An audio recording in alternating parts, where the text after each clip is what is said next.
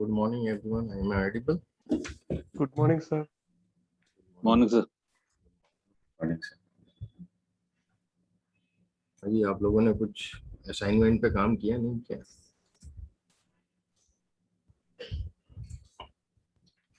नहीं हुआ? हाँ सर, नहीं कर पाए सर। एक्चुअली उसमें थोड़ा ओपन एंडेड है वो, इसलिए थोड़ा ज्यादा टाइम लग रहा है सोचने में। कुछ ऐसा कर सकते हैं क्या? अपन ने टिप्स दिया था ना, टिप्स करके असाइनमेंट था। हाँ, वही टिप्स वाला। हाँ हाँ, उसमें आपको अपने हिसाब से जो है एक एक्सप्लोरेटरी डेटा एनालिसिस करना था। यूनिवेरिएट, बाइवेरिएट, जो भी है, जितना आता है ना। तो क्या दिक्कत आ रहा है आपको, बताइए। ऐसा कुछ लिस्ट बना सकते हैं कि ये करना है, क्योंकि पहले सोचना है कि क्या करना है फिर करना है। तो जैसे आपको, मैं अपन लोग एमपी कार्स में कई बार करते हैं, तो क्या सबसे पहला स्टेप क्या होता है? डेटा हम रीड करने के बाद क्या करते हैं? फिर से पूछिए। सबसे पहला हम स्ट्रक्चर देखते हैं डेटा का। करेक्ट। स्ट्रक्चर देखने के बाद फिर हम लोग क्या करते हैं, वन बाय वन वेरिएबल जाना है। एक वेरिएबल का शेप देखेंगे, यदि कंटिन्यूअस है ना। शेप कैसे देखेंगे? हिस्टोग्राम के थ्रू देखेंगे, है ना। और बेसिक में जो हिस्टोग्राम फंक्शन होता है, टेस्ट खाली लिख के उसका हमें हिस्टोग्राम देखना है, वो स्क्यूड है या नॉर्मल है। क्लियर? यदि वो स्क्यूड है तो फिर हम देखेंगे उसका मीडियन क्या है। ठीक है, मीडियन और रेंज या मीन एब्सोल्यूट डेविएशन हम लोग उसका देख सकते हैं, या डिस्क्राइब फंक्शन लगा सकते हैं। डिस्क्राइब में हमें सब कुछ मिल जाता है ना। तो डिस्क्राइब फंक्शन लगा दें तो आपको सभी वेरिएबल का मिल जाएगा। जो कैटेगरिकल होंगे वो एस्ट्रिक आ जाएंगे। तो ये आपका यूनिवेरिएट एनालिसिस हो गया सबका। अब जो कैटेगरिकल वेरिएबल है, अब उनको समझने के लिए, क्योंकि डिस्क्राइब में कैटेगरिकल को तो डिस्क्राइब करेगा नहीं, उसके लिए आपको क्या करना पड़ेगा? टेबल बनाना पड़ेगा। हर एक का टेबल फंक्शन यूज करना पड़ेगा। जो भी कैटेगरिकल वेरिएबल है सबके टेबल फंक्शन यूज करिए, तो हर कैटेगरी कितनी फ्रीक्वेंसी में ये हमें पता चल जाएगा। ठीक है, या चाहे तो आपको इसको प्रॉप डॉट टेबल में चेंज करके मल्टीप्लाइड बाय 100 कर लेंगे तो परसेंटेज में आ जाएगा आपके पास कि ये इतना परसेंट है, ये इतना परसेंट है। Is it clear? Univariate analysis में भाई न्यूमरिक का तो आप डिस्क्राइब से निकाल लेंगे पूरा, है ना, और थोड़ा बहुत आप उसके हिस्टोग्राम बना लें तो उससे आपको पता चल जाएगा। हाँ, यदि बहुत ज्यादा स्क्यूड हो रहा है तो फिर आप बॉक्स प्लॉट भी बना के आउटलेयर चेक कर सकते हैं, कितनी आउटलेयर्स हैं। वो अपन डेटा प्रिपरेशन में और समझेंगे उसको आगे, पर अभी तो इतना ही काफी। फिर टेबल के थ्रू हम लोग देख सकते हैं, है ना, कि कौन सा कितना परसेंट है। अभी मैं ग्राफ पे ज्यादा जोर नहीं दूंगा। ग्राफ भी अपन बनाएंगे, विजुअलाइजेशन को थोड़ा और थोड़ा सा वो हो जाए, प्रैक्टिस हो जाए, उसके बाद अपन उस पर करेंगे। विजुअलाइजेशन डेटा प्रिपरेशन के बाद एक बार और लेना पड़ेगा, है ना। कुछ चीजें क्या होता है कि जो कुछ फंक्शंस हैं जो हम पहले यूज करते हैं कुछ डेटा प्रिपरेशन में, उसके बाद हम विजुअलाइजेशन करते हैं ग्रुप बाय वगैरह, ये सब करने के बाद, तो वो जब तक आप नहीं सीखेंगे आपको आगे की कोई जो विजुअलाइजेशन है, टफ विजुअलाइजेशन है, वो समझ में नहीं आएंगे। तो अभी अपन ने सिंपल विजुअलाइजेशन सब कर रहे हैं, क्योंकि डेटा प्रिपेयर करके फिर विजुअलाइजेशन भी किया जाता है ना, तो वो भी हमें देखना है। अब जो बात आता है कि खाली एक्सप्लोरेटरी डेटा एनालिसिस में इतना ही अभी हमें करना है ना। फिर कोरिलेशन देख सकते हैं आप दो कंटिन्यूअस वेरिएबलों के बीच में, है ना। उसमें पेयर पैनल्स बना सकते हैं, साइक लाइब्रेरी का pair panels, pair dot panels करके एक है, तो जिससे पूरी वो मैंने बताया था आपको, फेसेट में मैट्रिक्स बन जाता है, पूरे पैनल्स बन जाते हैं। तो ये आप बना सकते हैं, इतना करना है बस इसमें। ठीक है, ठीक है सर, एक बार अटेम्प्ट करते हैं फिर। अटेम्प्ट करके देखिए। मैंने इसलिए दिया है ओपन एंडेड कि आप देखते हैं कि अपन ने जो किया है आप क्या उसमें यूज कर पा रहे हैं। ठीक है, इसलिए ओपन एंडेड दिया है। इसके बाद IMDb बहुत फेमस डेटा सेट है, अपग्रेड में भी हम लोग यूज करते हैं, एक्सप्लोरेटरी डेटा एनालिसिस में और भी जगह हम लोग IMDb यूज करते हैं।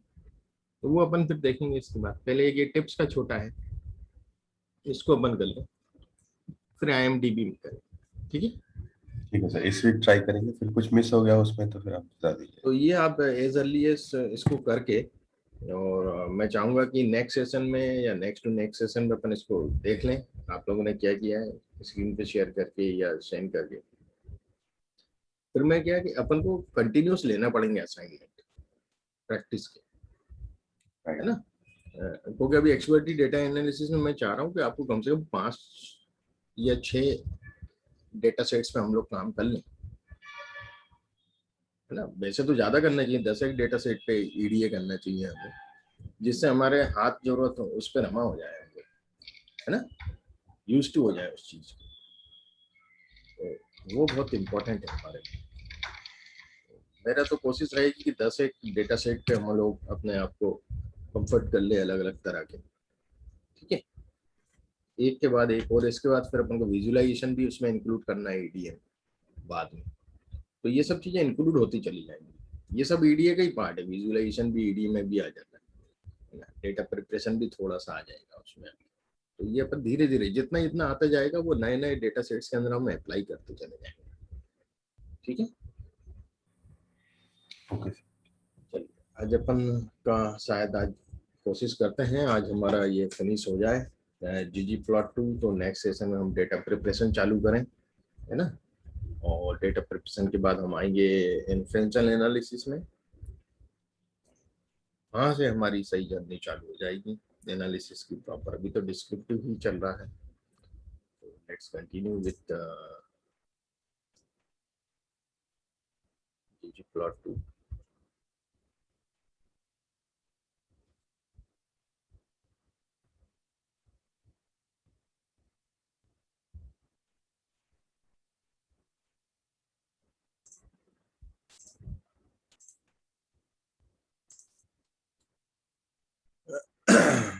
Are you getting my screen?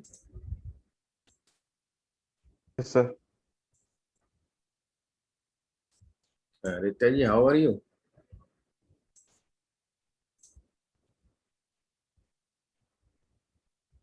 Rita ji कैसे हैं? Are you there? क्या है ना?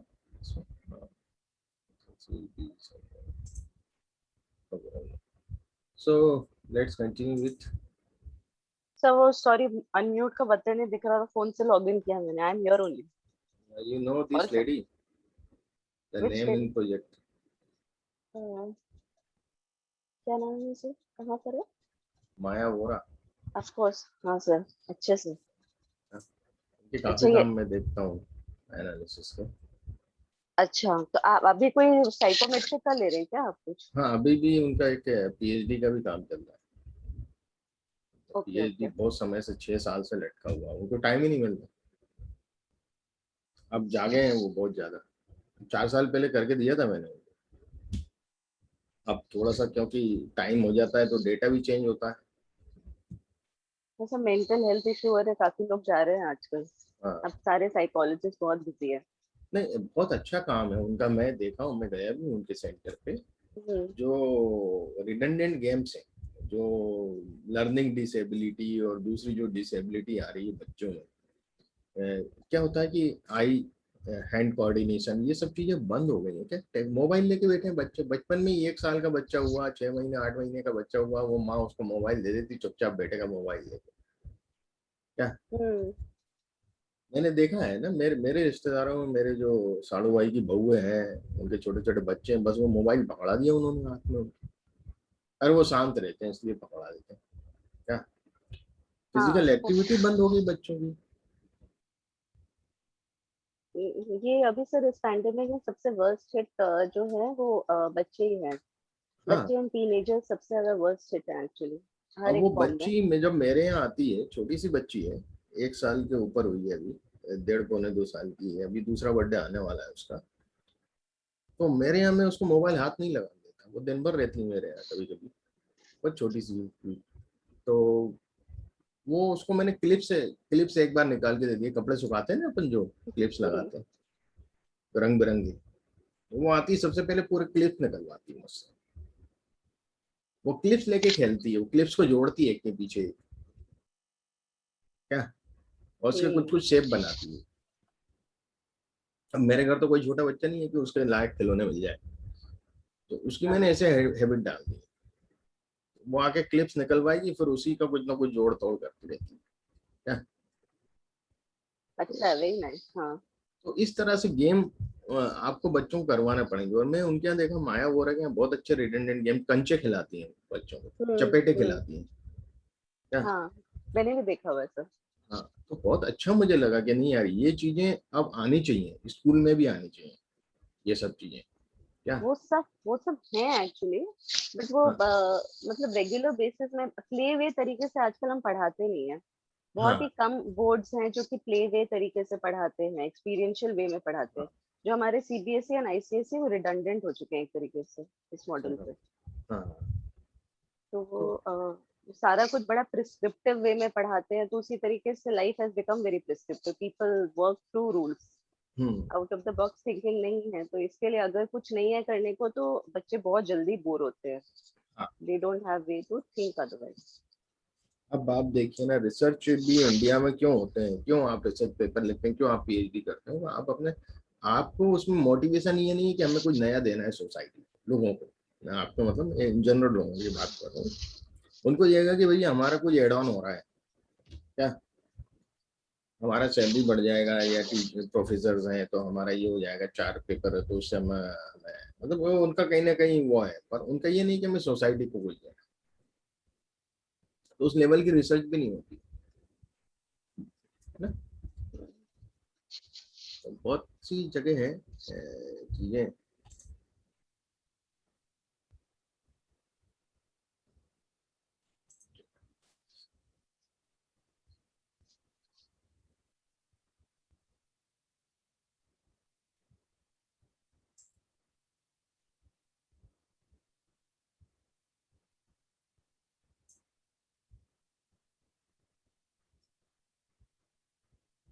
मायावरा मैडम ने अच्छा काम किया है वैसे, अच्छा एक मुकाम बना लिया उन्होंने काफी क्या।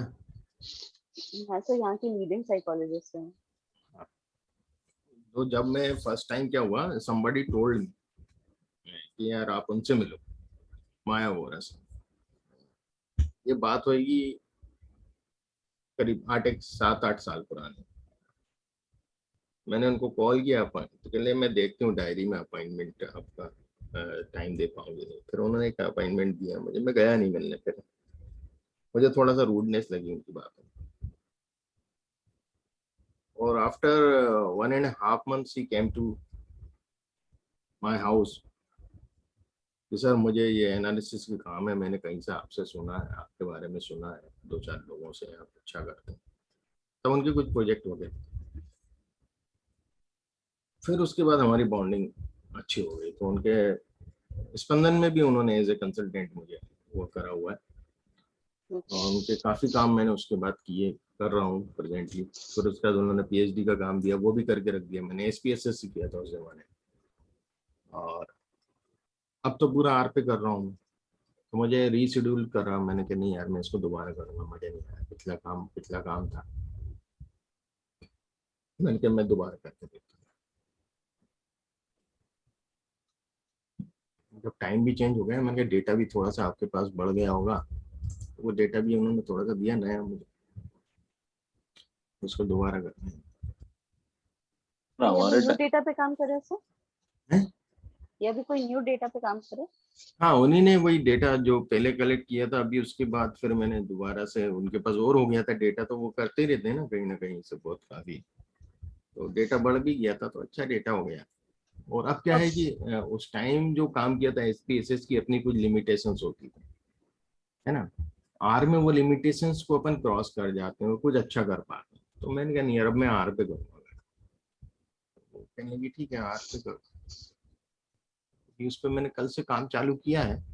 कुछ डेटा बेनों ने भेजा था, तो उसमें जेंडर वाले में कॉलम ब्लैंक थे एक आधा एक्सपेरिमेंटल ग्रुप में। तो मैंने कल फिर उनको कॉल किया कि मैंने कि इसमें जेंडर कॉलम तो ब्लैंक आ रहा है, तो अब वो कहीं होगी फाइल उनकी जेंडर की भी, तो वो आजकल में भेजेंगी मुझे, तो उसमें मर्ज करूंगा।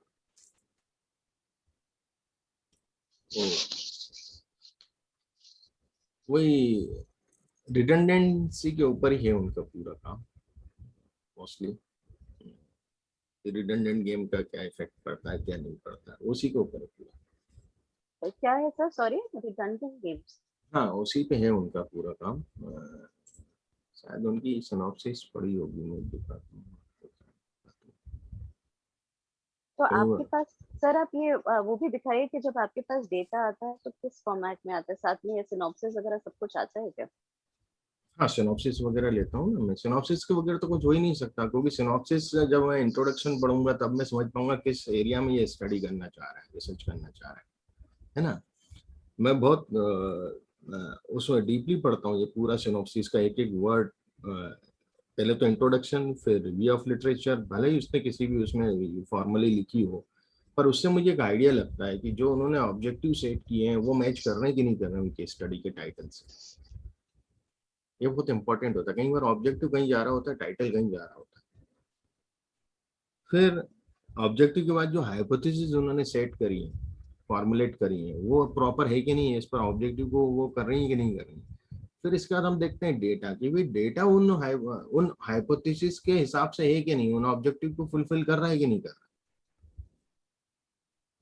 तो ये सब चीजें बहुत एक दूसरे से रिलेटेड होना चाहिए।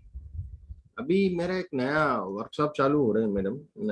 नेक्स्ट संडे को मैंने इवनिंग में 7 to 8:30 ये रिसर्च मेथोडोलॉजी और स्टैटिस्टिकल एनालिसिस का डेमो है संडे को, नेक्स्ट को। तो उसमें रिसर्च मेथोडोलॉजी पे भी मैंने बहुत कंसंट्रेट किया थ्योरेटिकल पार्ट में। वो वर्कशॉप हम लोग 15 डेज का लेने वाले हैं आगे चल के। ये बहुत अच्छा किया आपने, इसका बहुत तो स्कोप है। हाँ उसमें क्या है कि रिसर्च मेथोडोलॉजी पूरा, जैसे मैं आपको उसका वो बताता हूँ, आप लोग दूसरे लोग बोर तो नहीं हो रहे हैं? यस। नहीं कई नहीं बार सर, ऐसा इंटरेस्टिंग है। कुछ नहीं, नहीं कई बिल्कुल बार सर। होता है कि भाई हम लोग अपने नहीं नहीं साइकोलॉजी नहीं और सर, ऐसा रिसर्च फील्ड की। ऐसा नहीं है सर, नई चीज देख रहे हैं सर। हाँ, तो ये देखिए डेटा साइंस का भी चालू कर रहे हैं हम लोग, दिख रहा है आपको ये? हाँ मेरा जी सर। फेसबुक पेज दिख रहा है आप लोगों को? हाँ जी सर, हाँ जी।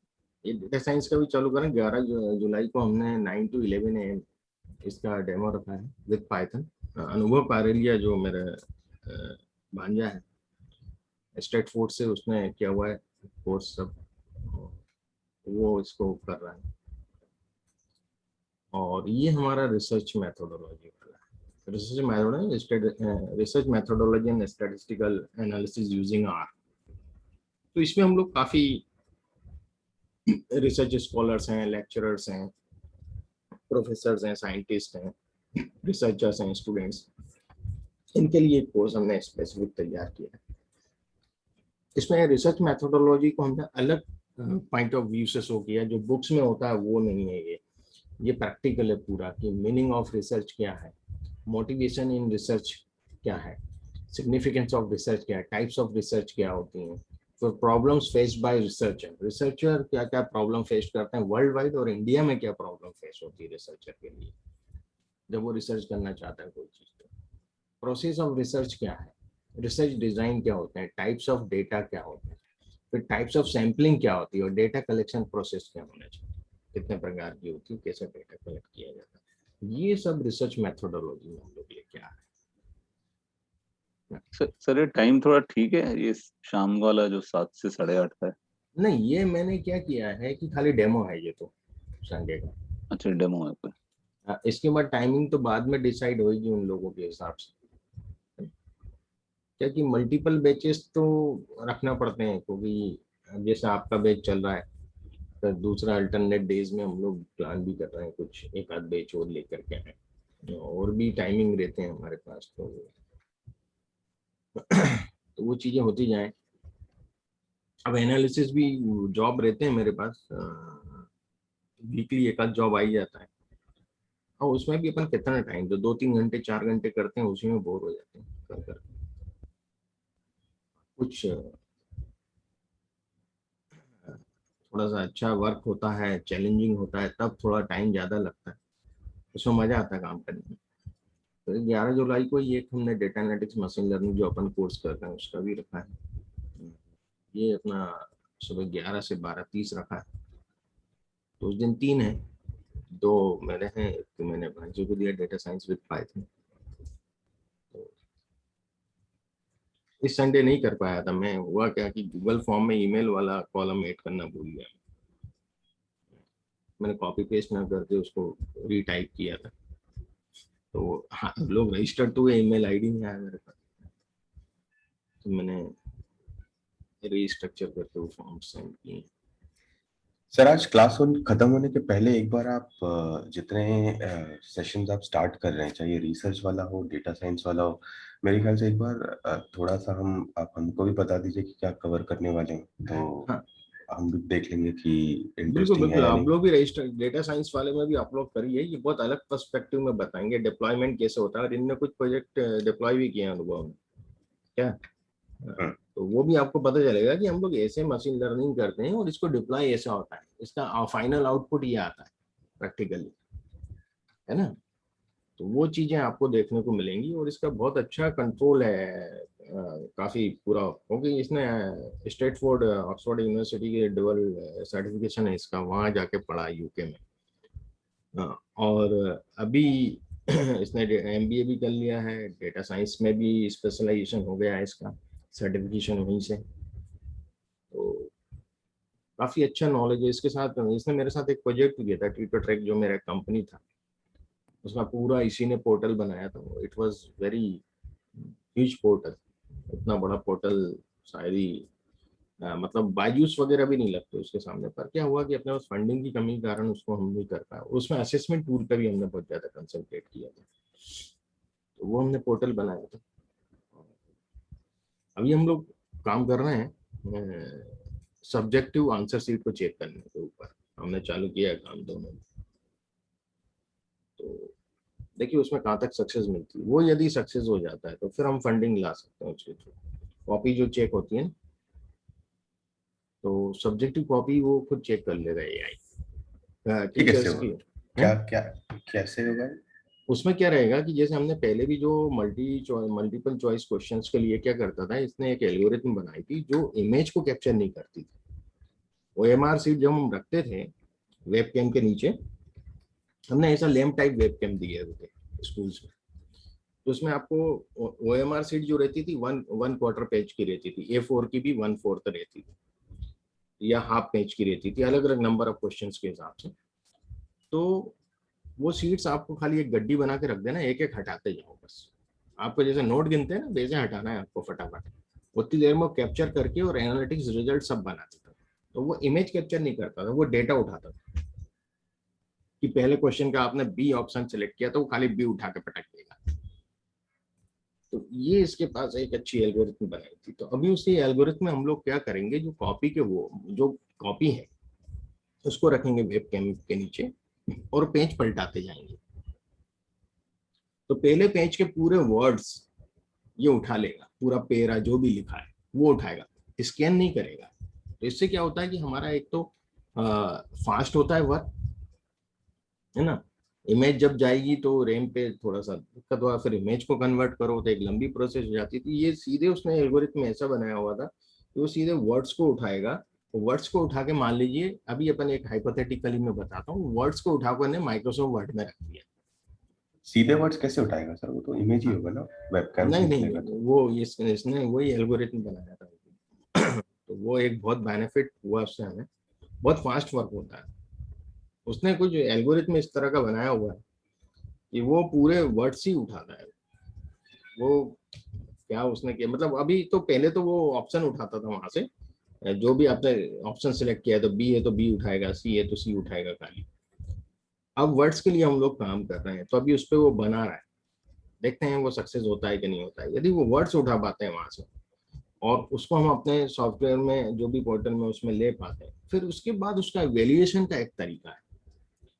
जो हम मैन्युअली कॉपी चेक करते हैं उसका वैल्यूएशन अलग होता है, ह्यूमन इंटेलिजेंस के थ्रू होता है। आर्टिफिशियल इंटेलिजेंस थोड़ा सा डिफरेंट होगा ना।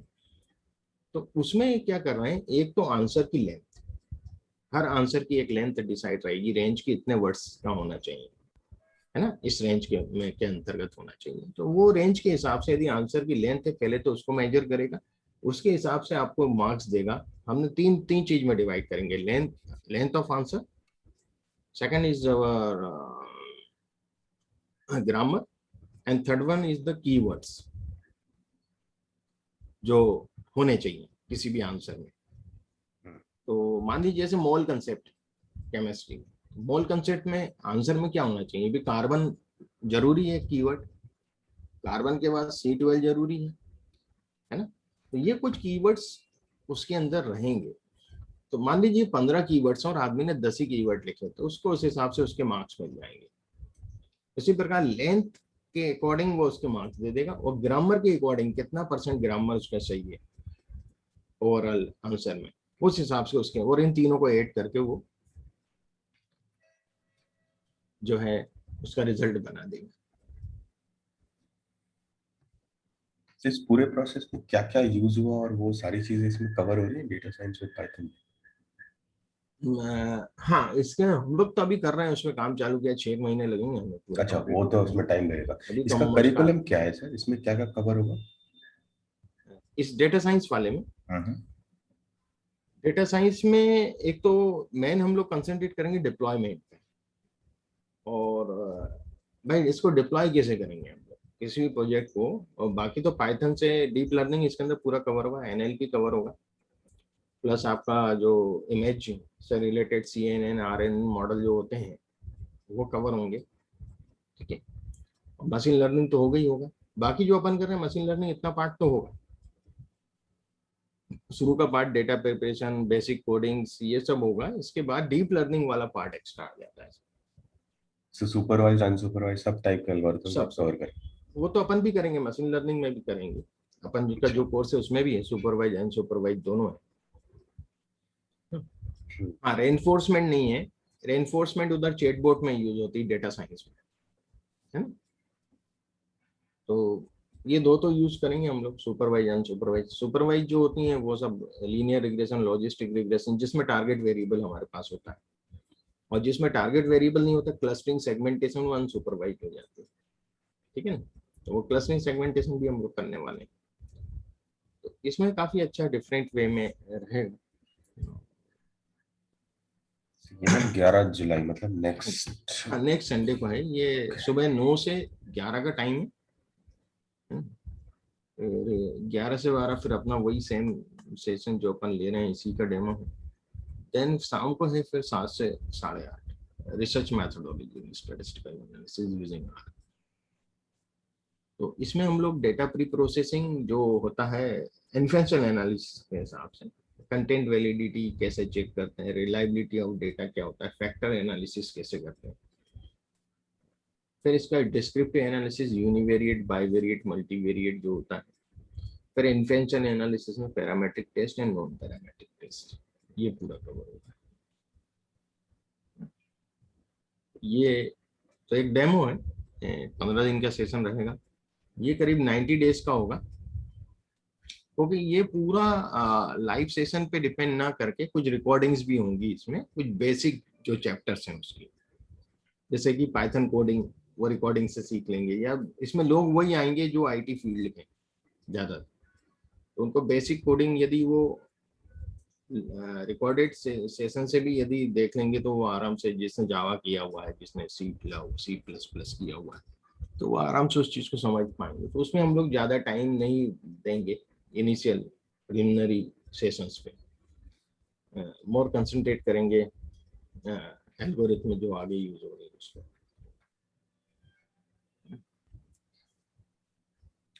इसमें क्लास का टाइमिंग डिसाइड नहीं हुआ राइट इसका? नहीं, अभी नहीं हुआ, ये बाद में डिसाइड करेंगे कैसा क्या रहेगा, क्योंकि अलग पर्सन पढ़ा रहा है तो कोई दिक्कत नहीं है हमें, सेम टाइम भी यदि मॉर्निंग में रहता है सेम, तो भी दिक्कत नहीं रहेगा इसमें, क्योंकि वो अपने प्लेटफॉर्म से पढ़ाएगा, हम इधर से पढ़ाएंगे, तो कोई ऐसा दिक्कत क्लेश नहीं आएगा इसमें इसी तरह। मैं तो इंटरेस्टेड हूँ इसमें एक्चुअली, तो मेरा नाम तो डाल ही दीजिए। तो आप जरूर अटेंड करिए, देखिए इसमें काफी मजा आएगा आपको इस कोर्स में, ही इज वेरी एक्सपीरियंस्ड, उसने काफी अच्छे, उसमें भी जो अफ्रीका में हुआ था अपना, कौन सा एक मैच हुआ था फाइनल, इंडिया में किसी कारण से नहीं हो पाया था उस टाइम, तो उसका भी इसने पूरा सब तैयार किया था, बैक एंड वगैरह सब, काफी बड़ा प्रोजेक्ट करा हुआ है इसने पहले भी, तो ये काफी प्रोजेक्ट किए हैं इसने।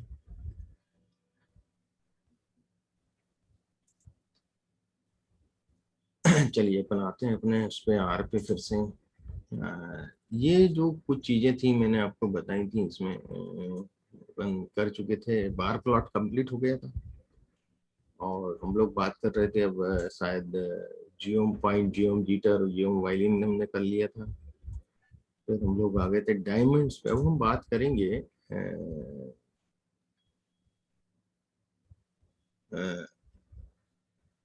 कुछ पोलर प्लॉट्स की, मतलब पाई चार्ट वगैरह ये सब तो हम देखेंगे। एक डायमंड्स डेटा सेट है जो जीजी प्लॉट का ही है, जीजी प्लॉट 2 का ही पैकेज का है। सर सॉरी, ये जो माया बोरा वाला है वो हम नेक्स्ट क्लास में कर सकते हैं क्या? हाँ, मैं बता दूंगा उसको थोड़ा सा, है ना। अच्छा, मैं उसका अभी मैं भी कर रहा हूँ, नेक्स्ट क्लास तक तो नहीं होगा मेरा कंप्लीट, ओके। तो टाइम लगेगा, 1 वीक लग जाएगा टोटल मुझे उसमें। हाँ ठीक है, मुझे लगा आप आज कवर कर लेंगे। हाँ नहीं, उसमें भी काम चालू किया मैंने, बताया ना थोड़ा सा मटेरियल कम है वहाँ, जेंडर का प्रॉब्लम आ रहा है। ठीक। जब तक जेंडर नहीं आएंगे तो आगे का वर्क रुक गए ना सब। और माया वोरा जी का व्यस्तताएं इतनी रहती हैं कि उन्होंने कल बोला था अरे मैं अभी 1 आध घंटे में भेजती हूँ, तो अभी तक तो आया नहीं। वो आज फिर उन्होंने रिमाइंड करवाना पड़ेगा क्या? ओके। फिर वो बोलेंगी किसी को कि भैया वो देखो फाइल में कहाँ है जेंडर वाले कॉम्बिनेशन, वो भेजो।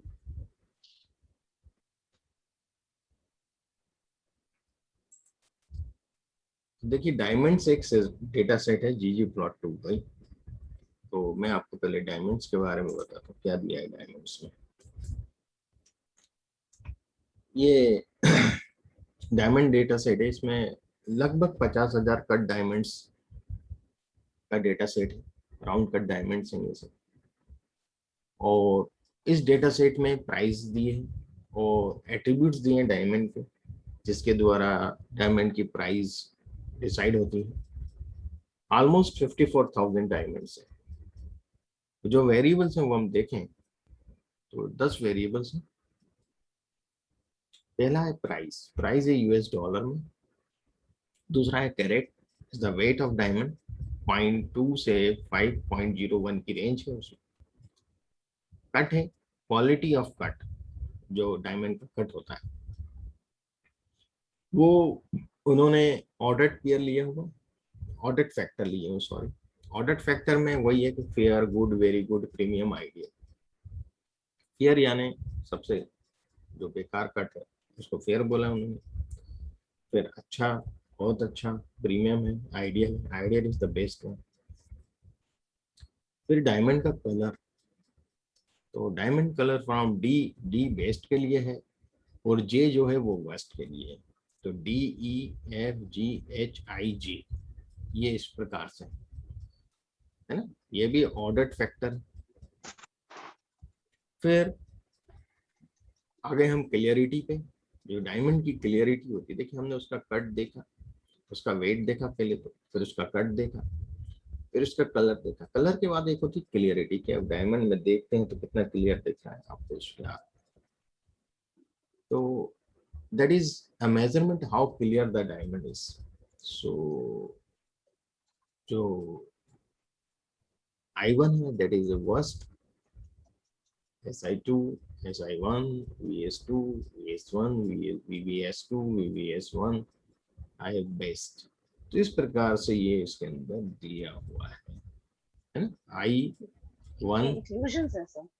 हाँ, ये क्लियरिटी के लिए उन्होंने ऑर्डर फैक्टर है कि I1 होगा तो वर्स्ट होगा, जो क्लियरिटी है अच्छी नहीं है। SI2 होगा तो थोड़ी उससे ठीक होगी, SI1 होगा और अच्छी होगी, VS2 होगा तो सही नहीं है, VS1 बहुत अच्छी मानी जाएगी, VVS2 और अच्छी होगी, और VVS1 जो होगा बहुत ही ठीक ठाक होगा सेकंड स्टेज पर। IF जो होगा वो बेस्ट क्वालिटी क्लियरिटी होगी डायमंड की। तो ये इंक्लूजन्स होता है, मतलब where SI is small inclusion हाँ। And VVSI is very very small inclusion. या तो ये ये 4 पूरा, C's पैरामीटर है ऑफ डायमंड्स। हाँ ये डायमंड इंडस्ट्री में यूज होते हैं, वही पैरामीटर हैं पूरे उन्होंने फिर length of diamond in millimetre दिया हुआ है, फिर विड्थ ऑफ डायमंड दिया हुआ है, फिर जेड डेप्थ ऑफ डायमंड दिया हुआ है, टोटल डायमंड का हाइट। फिर एक डेप्थ दिया है, जो एवरेज डेप्थ इन्होंने निकाला है, टोटल डेप्थ परसेंटेज जिसको हम बोलते हैं, उसको डेप्थ के नाम से कैलकुलेट किया। कैसे कैलकुलेट किया उन्होंने बताया कि जो टोटल डेप्थ है जेड, उसको mean of X and Y का, एक्स और वाई जो लेंथ और विड्थ थे उसके मीन से डिवाइड किया है। ओके ये एक तरीका है। फिर उन्होंने आगे उसको बताया है कि 2 into जेड, मतलब वही है कि वही बात है जो यहाँ है, इसी को इन्होंने फॉर्मूले में लिख दिया है, उसमें कोई कंफ्यूज होने की जरूरत नहीं है।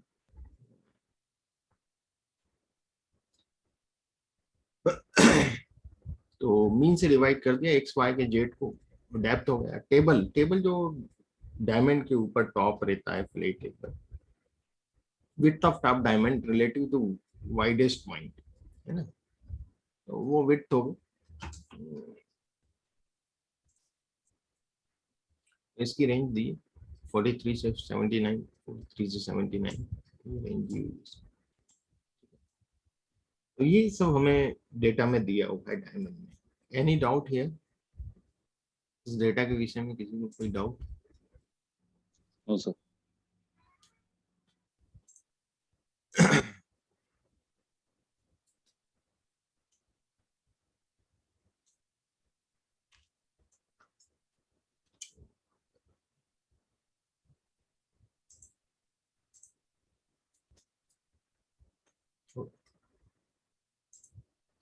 चलिए अब हम स्ट्रक्चर्स देखते हैं। सबसे पहले जब भी हम डेटा रीड करते हैं, सबसे पहला काम होता है हमारा स्ट्रक्चर को देखना। तो मैं पूरा ये डाउन कर रहा हूँ, मैं इसको डेटा वापस ले रहा हूँ और मैं स्ट्रक्चर चेक करता हूँ। इसका मैंने ऑब्जेक्ट नेम नहीं दिया। अब ये दे भी नहीं रहा, मुझे कुछ वार्निंग दे रहा है। क्यों दे रहा है? मैंने डिप्लॉय लाइब्रेरी नहीं चलाई। तो ये डेटा सेट जो है वो डिप्लॉय लाइब्रेरी का है। सर ये कैसे पता लगता है कि कौन सी लाइब्रेरी रन करनी है? मेरे को ये मालूम है कि डेटा सेट डिप्लॉयर का है, तो यदि मैं रन नहीं करूंगा तो ये चलेगा ही नहीं, पहली चीज। नहीं नहीं सर, मैंने ये डीप्लायर का है या किसी और का है, जैसे जीजी प्लॉट ये धीरे धीरे टू? याद हो जाती हैं चीजें। अच्छा, नहीं कोई आपको कोई इसके मालूम है, पीछे। मैं बताता हूँ। जी।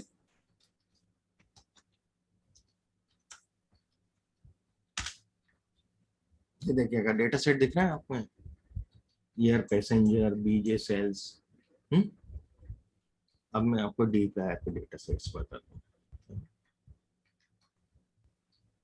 ये तो आर बेसिक के हैं, आर में जो साथ में है। ये देखिएगा, data sets in package deployer, तो आ रहे हैं, दिख रहा है आपको? जी सर। इसमें देखिएगा कहीं डायमंड होगा। नहीं, डिप्लॉयर नहीं, जीजी प्लॉट 2 का है सॉरी, है ना, जीजी प्लॉट 2 का डेटा सेट देखना है।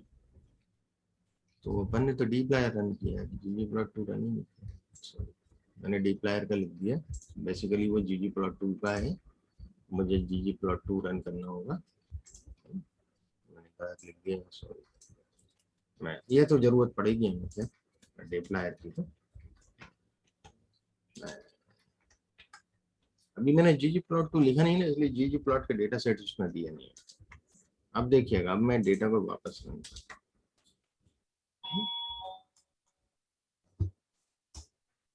देखिए, जीजे प्लॉट 2 के डेटा सेट दिख रहे होंगे आपको यहाँ, डायमंड सबसे ऊपर है। Right sir.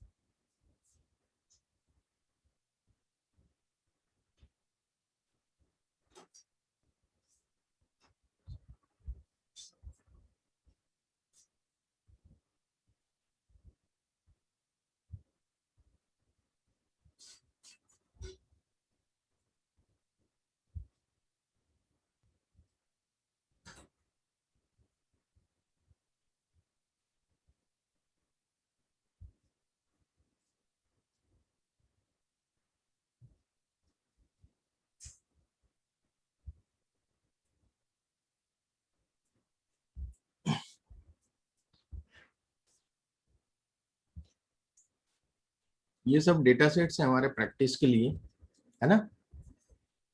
तो यहाँ देखिएगा ggplot2 में एक MPG करके डेटा सेट है, जैसे में एम्प्टी कार्स था ना वैसा ही है, फ्यूल इकोनॉमी। तो आप इन डेटा सेट्स को ले सकते हैं,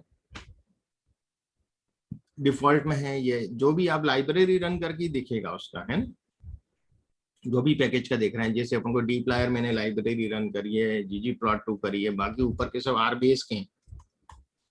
अब जैसे VCD में हमने आर्थराइटिस देखा था, तो मैं VCD भी यदि लाइब्रेरी रन करता हूँ,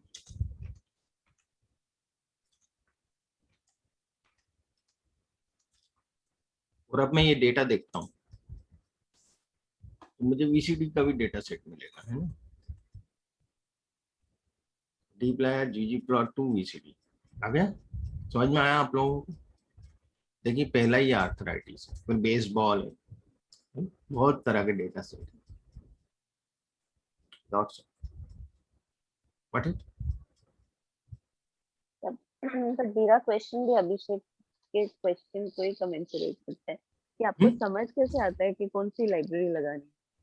याद हो जाता है ना। अब जैसे VCD का है, मैं तो पढ़ाता रहता हूँ, तो मुझे मालूम है आर्थराइटिस डेटा सेट VCD का है, ये ggplot2 का है डायमंड्स, क्योंकि मैंने जब इस डेटा सेट को पढ़ा, मैंने सिलेक्टिव फर्स्ट वाले ही किए हैं ज्यादातर, मैंने आर्थराइटिस किया है, इधर भी आप देखेंगे। तो इसमें मैंने नहीं लिया है कोई बैंड इंस्ट्रूमेंट्स बैंड मेंबर स्टॉर्स, ये नहीं लिया मैंने, dplyr से कोई भी नहीं लिया। हाँ, इसमें मैंने एम्प्टी कार्स लिया है, आइरिस डेटा पे भी बहुत काम हुआ है ना, छोटा डेटा सेट है पर अच्छा है, इसको भी अपन देखेंगे आगे किसी उसमें। एम्प्टी कार्स अपन ने लिया है इसमें, और भी आप ले सकते हैं अपनी मर्जी से कोई भी, पर जो ज्यादा फेमस है मैंने वही डेटा सेट्स लिए हैं। एयर पैसेंजर्स है, नहीं फ्लाइट करके एक डेटा है, पर वो दूसरे लाइब्रेरी का है, फ्लाइट्स, है ना, उस पर भी हम लोग काम करेंगे। फ्लाइट्स का भी जेन्युइन डेटा सेट है। नहीं सर, जैसे आपके पास कोई और डेटा आता है, मान लीजिए ये तो सारा का सारा इनबिल्ट है, और कोई एक्सटर्नल सोर्स, जैसे आप फॉर इंस्टेंस वो मिस माया बोरा वाला आप बता रहे हैं, तो उस केस में अगर आप डेटा एनालिसिस कर रहे हैं तो लाइब्रेरी कोई रन करते होंगे ऑफ कोर्स। वो लाइब्रेरी फंक्शन के लिए रन करते हैं, डेटा सेट के लिए लाइब्रेरी की जरूरत नहीं पड़ती। अच्छा, उसमें जरूरत नहीं है। उसमें तो हम डेटा रीड कर लेते हैं ना, रीड डॉट CSV से, CSV या XLS फाइल है, जो मैंने आपको शुरू में बताया था, फाइलें कैसे रीड किया जाती है। तो एक बार डेटा आपके एनवायरनमेंट में आ गया, फिर आप उस पर काम करते हैं, तो उसमें लाइब्रेरी की जरूरत नहीं है। लाइब्रेरी की जरूरत नहीं। हाँ, dplyr डेटा मैनिपुलेशन करना तो dplyr चाहिए हमें, मतलब अभी अपन देखेंगे ना डेटा प्रिपरेशन में कहाँ कहाँ कैसे कैसे लाइब्रेरी लगेगी। जैसे आपको कोई ग्राफ बनाना है ggplot2 से, तो बिना लाइब्रेरी रन किए कैसे बनाएंगे आप, बताइए। तो लाइब्रेरी वहां तो लगेगी ना जहां उसका फंक्शन यूज करेंगे हम। व्हाट इट, ठीक है सर। अब जैसे ggplot2 रन नहीं करूंगा मैं, ये फंक्शन रन ही नहीं कर सकता ggplot वाला, होगा क्या रन? क्लियर? ठीक है सर। ये चीज रहती है कि लाइब्रेरी हमें यूज करना है जब उसका फंक्शन हमें यूज करना है, तब लाइब्रेरी इंपोर्ट करना ही रहेगी हमें। तो यहाँ मैं वही डायमंड डेटा सेट ले रहा हूँ, डायमंड्स एस्थेटिक में ब्लैंक रख रहा हूँ एक्स को, क्योंकि हम पाई चार्ट बना रहे हैं, और जो फिल कर रहा हूँ वो क्लियरिटी के हिसाब से कर रहा हूँ। क्लियरिटी में आपको बता चुका हूँ, यदि आप देखेंगे क्लियरिटी, तो क्लियरिटी यहाँ फिर बता देता हूँ, measurement how clear the diamonds, ये क्लियरिटी है, 1 2 3 4 5 6 7 8 कैटेगरीज हैं इसमें। और मैं जियोम बार, जब भी हम पाई चार्ट बनाते हैं, चाहे वो एक्सेल में बनाए या किसी भी सॉफ्टवेयर में बनाए, बैकएंड में पहले बार प्लॉट बनता है उसका, बाद में वो कन्वर्ट होता है पाई चार्ट में, ठीक है। अब उसमें एक्सेल वगैरह में दिखता नहीं है हमें, यहाँ हम क्योंकि पूरा लिखते हैं कमांड स्टेप बाय स्टेप, तो हमें पता चलता है कि यहाँ पहले बार बनाएंगे तभी हम पोलर वर्ल्ड बना सकते हैं। देखिए ये पहला बार प्लॉट बना उसी का क्लियरिटी के हिसाब से, एक्स एक्सिस पे मैंने कुछ भी नहीं लिया, तो एक्स एक्सिस मेरा ब्लैंक है। तो एक्स एक्सिस पे जो है क्या आया, जो वाई एक्सिस पे मैंने फिल जो क्लियरिटी करवाई है वो उसके काउंट दे रहा है वाई एक्सिस पे, वो बार प्लॉट बना दिया वही क्लियरिटी का इसमें, ठीक है। एक सिंगल। अब इस बार प्लॉट को मैं कन्वर्ट करूंगा ऑर्डिनेट पोलर। तो देखिएगा, मैं इसका भी सिंटेक्स आपको बताता हूँ। यहाँ क्या हुआ कि मैंने थीटा, थीटा यानी ये एंगल होते हैं, just a moment।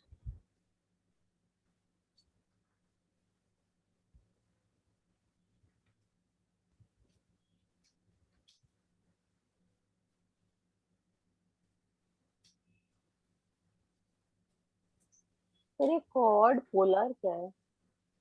बता रहा हूँ ना, ये कोऑर्डिनेट पोलर ये कन्वर्ट करता है इसको, जो अपने पिछला पार्ट क्या था, बार बार डायग्राम बनाया था, बार डायग्राम को कन्वर्ट करता है पाई चार्ट में, पोलर वर्ल्ड में, है ना। पोलर का मतलब होता है राउंड, जो हम लोग सर्किल वगैरह की जब भी बात करते हैं। थीटा जो होता है ये थीटा है ना, मैं इधर कलर चेंज करूँ, सॉरी, ये थीटा है।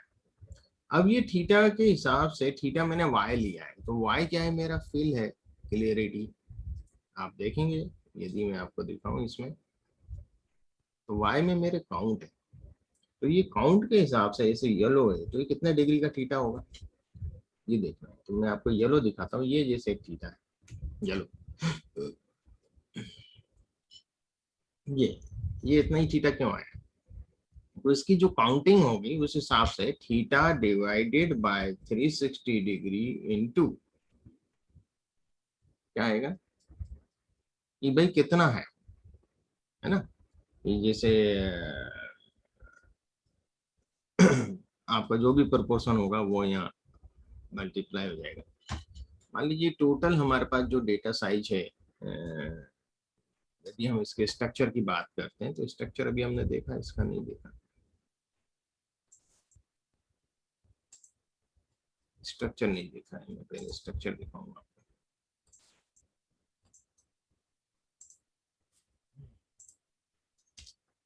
तो ये स्ट्रक्चर है, देखिएगा कि 53,940 है, 10 वेरिएबल्स हैं, पहला न्यूमरिक है, दूसरा मैंने सब बताया था वो ऑर्डर फैक्टर है सब, तीन न्यूमरिक है, डेप्थ वगैरह एक्स वाई जेड ये सब दिया हुआ है। अब हम बात करें, यदि हम बात करें क्लियरिटी की, मैं आपको क्लियरिटी का पहले बता दूं थोड़ा सा,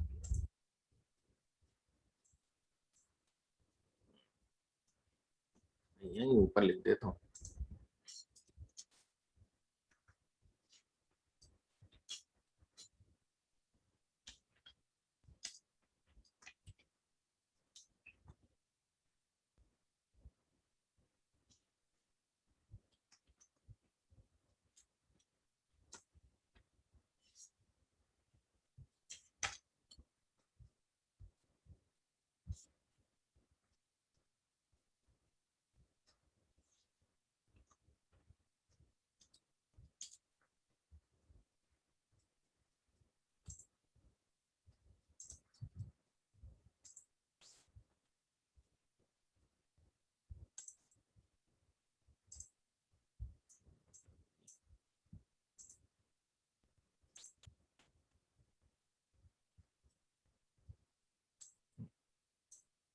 ये देखिएगा, ये इसका परसेंटेज है,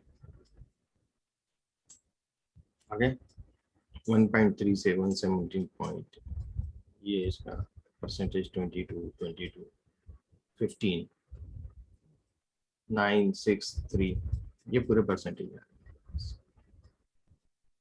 कौन कितना परसेंट, और मुझे थीटा फाइंड आउट करना है, इसका कितना थीटा होगा। तो ये मैं जो प्रोपोर्शन है इसको जो हमारा तरीका होता है, जो टोटल है हमारे पास, टोटल कितना है 53,940,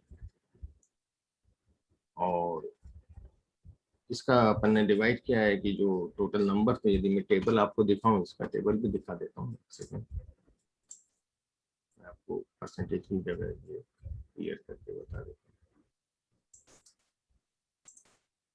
हूँ। ये है, तो ये जो 53940 में से जो हमारे पास 741 आया है,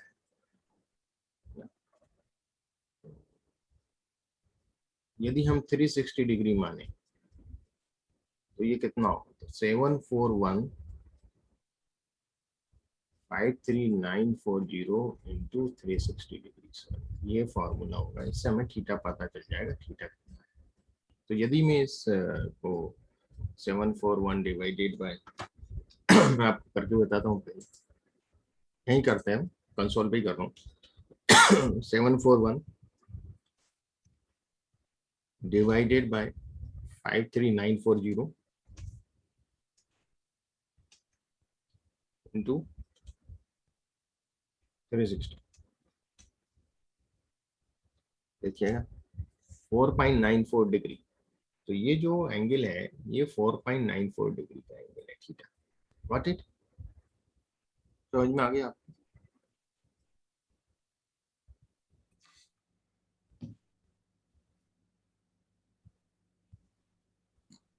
एनी डाउट? यूजुअली यूज कहाँ करते हैं सर? नहीं, किस ये पाई चार्ट जो बना है उसके पीछे का मैं आपको अच्छा मैथमेटिक्स लॉजिक बता बता? रहा ओके हूँ कि भाई थीटा ये कैसे डिसाइड किया। जो हमने वाई लिया है ना, थीटा, ये वाई कैसे डिसाइड किया है, ठीक है। अब स्केल फिल बीवर का आप पूछ रहे थे, तो ये क्या है, पैलेट होती है। हम जो भी पैलेट रखे हैं, अभी तो मैंने डिफॉल्ट पैलेट ले ली, ये कलर है। अब मैं आपको बताता हूँ कलर दूसरे। मैंने पैलेट ऐड कर दिया इसमें, मैंने इसको रन किया, तो आप देखिए कलर चेंज हो जाएंगे। हो गए?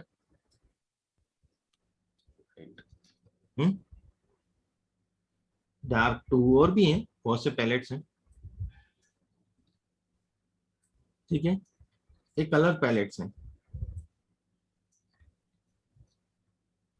अब देखिएगा, मैं और आपको बताता हूँ कि डायमंड्स। अब एस्थेटिक मैंने क्लियरिटी ले लिया। यहाँ एस्थेटिक में एक्स मैंने ब्लैंक रखा था, फिल किया था क्लियरिटी से। मैंने एस्थेटिक की क्लियरिटी ले लिया है, जियोम बार ले रहा हूँ मैं। Aesthetic fill equal to clarity and scale fill Brewer.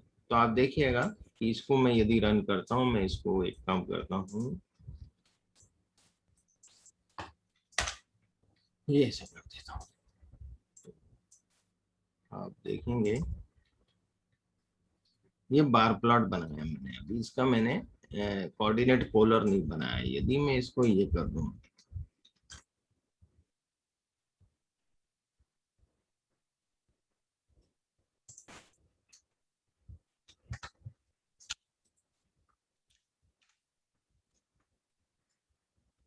Sorry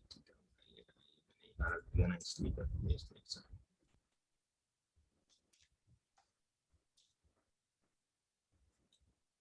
इसको चेंज कर देंगे क्योंकि मैंने एक्स ब्लैंक चाहिए मुझे। मैंने क्लियरिटी लिख दिया तो एक्स पे ले रहा क्लियरिटी को, उस हिसाब से दे रहा है। तो यहाँ तो हो नहीं पाएगा, थीटा नहीं देना पड़ेगा मुझे, तो इसको अपन नहीं देते।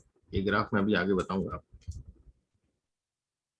ये मैंने बार प्लॉट आपको बना के बताया कि भाई जो बार प्लॉट है बैकएंड में काम करता है बार प्लॉट। तो इस प्रकार से ये बार प्लॉट बन गया। फिर आप एसेंट यहाँ भी रख सकते हैं, ये पैलेट का नाम। फिर हम आते हैं डायमंड्स पे दोबारा से।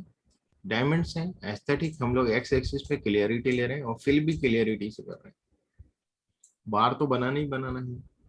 थीटा एक्स ले रहा हूँ और स्किल फिल ये ले रहा हूँ। तो मैंने पिछले वाले को ही आगे बढ़ाया, जो मैंने यहाँ कर दिया था वो मैंने यहाँ दिखा रहा हूँ आपको। तो ये सेक्टर के हिसाब से बताता है, एरिया ऑफ सेक्टर। तो जिसका एरिया ऑफ सेक्टर कम है वो सबसे कम है। थीटा सब में सेम है, सिर्फ रेडियस के हिसाब से चलता है, एरिया चेंज हो जाता है। What it?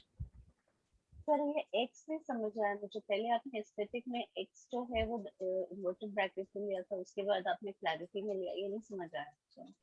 इसमें यदि आप एक्स ब्लैंक रखते हैं तभी आपको पाई चार्ट, जो अपना कन्वेंशनल पाई चार्ट है ना, वो तभी मिलेगा जब आप एक्स ब्लैंक रखेंगे, ठीक है। उसकी कोडिंग ही यही है, वो फिल आप क्लियरिटी करवाएं एक्स में, है ना? ओके, और और इसके बाद जब हाँ, हाँ अब यहाँ जो हम बना रहे हैं ये वाला, है ना, इसमें एक्स में हम लोग क्लियरिटी रख रहे हैं।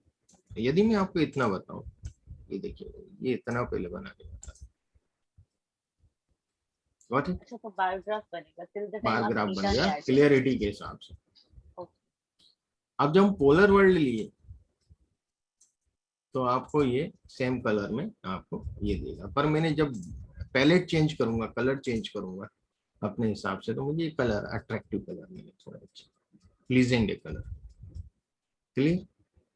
ठीक है। तो अच्छा, ये भी बट बड़ा इजीली इंटरप्रेट हो जाता है, जिसका सेक्टर ज्यादा हो वो ज्यादा क्वांटिटी में, जिसका सेक्टर एरिया कम है वो कम क्वांटिटी में। There are various sectors you see, what it, pie chart की जगह ये भी यूज कर सकते हैं। करेक्ट भैया, इस वाले पूरे सिंटैक्स में वो कौन सा पर्टिकुलर एरिया है जहाँ पर आपने इस तरीके के पाई चार्ट को यूज करने के लिए कहा है? क्या? अभी ऊपर वाला तो समझ में आ गया कि आपने थीटा डाला है, थीटा वाई डाला है, हाँ एंड आपने एस्थेटिक एक्स को जो है वो ब्लैंक रखा है, तो उसने पाई चार्ट दिया था आपको। हाँ, इसमें आपने ऐसा क्या डाला है कि वो ये ग्राफ शो कर रहा है, which is not exactly a pie chart? ये ये हमने आप थीटा यहाँ पे एक्स डाला, देखिएगा यहाँ वाई डाला था, हम्म, यहाँ मैंने थीटा को एक्स डाला है। तो एक्स जो है वो क्लियरिटी है। तो क्लियरिटी कितने प्रकार की है अपने पास? 8 है, हम्म, 8 कैटेगरी है। ये देखिएगा, गिने, हाँ, 1 2 3 4, 8 कैटेगरी। तो ये थीटा यदि मैंने एक्स लिया है तो उसने क्या किया कि 8 से डिवाइड कर दिया, 53940, यही है ना टोटल नंबर हमारा, टोटल नंबर। ओके, जो हमने यहाँ देखा था, आपको बता देता हूँ, स्ट्रक्चर देखा था अपन को, ये नंबर 53940, व्हाट इट, ओके, और डिवाइडेड बाय 8। देखिए काउंट कर लीजिए एक बार, 1 2 3 4 5 6 7 8, व्हाट इट, क्या एंगल मिल, ये हमें मिला, और इंटू डिवाइड, सॉरी इंटू, मुझे ये करना पड़ेगा इसमें, इंटू 360 तब मिलेगा ना, सॉरी यार, divide divide 360 divide by 8, theta ले रहा हूँ ना।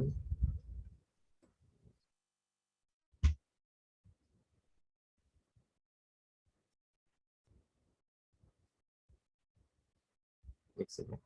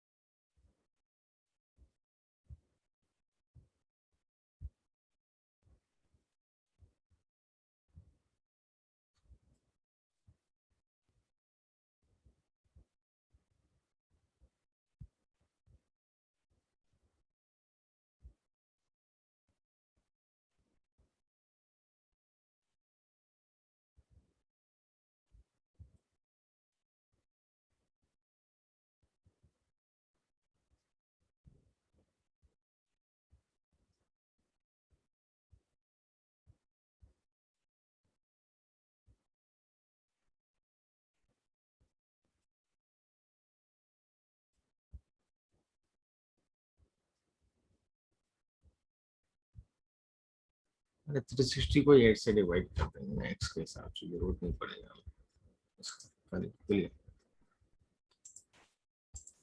जरूरत नहीं पड़ेगा, वो वही आएगी, कान पकड़ने की वही आएगी। 45 डिग्री का एक एंगल हुआ इसमें, सॉरी मैं उधर से कैलकुलेट कर रहा था, उसको डायरेक्टली कर सकते थे। तो 45 डिग्री का एक एंगल हुआ, 8 पार्ट में डिवाइड किया इसने, 45 डिग्री का एक हुआ। फिर इसने क्या किया, जो रेडियस है वो लिया है क्वांटिटी के हिसाब से, कि पहले की क्वांटिटी कम है तो उसका रेडियस कम, दूसरे की क्वांटिटी ज्यादा है तो उसका रेडियस ज्यादा। तो काउंट को उसने यहाँ पर जो थीटा हमने एक्स एक्सिस लिया है, एक्स लिया है, तो x is the number of categories in this x clarity, what it, है ना।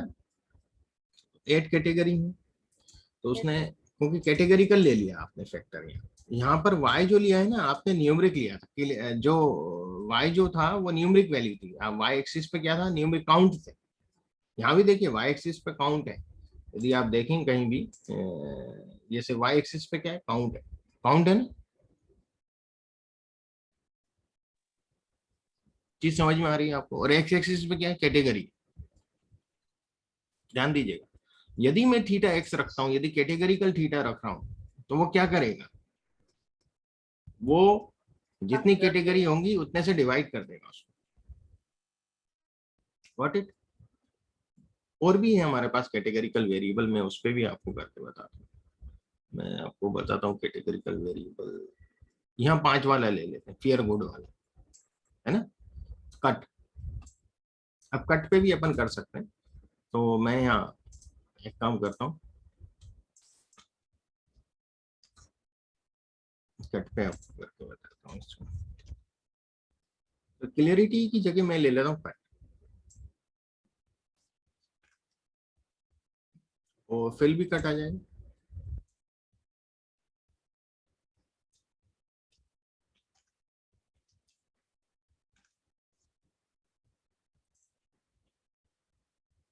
तो देखें क्या बनता है,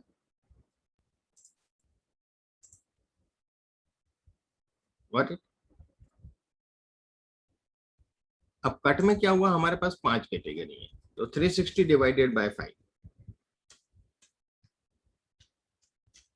एक एंगल आया 72 डिग्री का, व्हाट इट।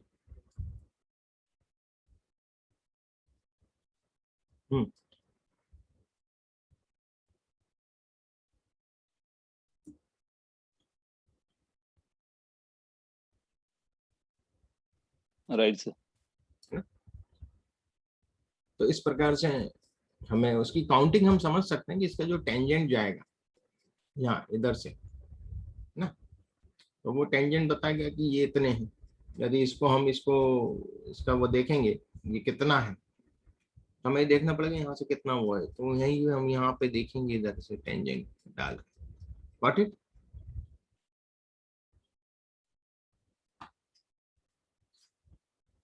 थोड़ा सा इसमें वो लगता है टेक्निक काउंट करने के लिए, कितना है उसको समझने के लिए। तो ये जो सर्किल है, जैसे येलो वाला मैं ले रहा हूँ,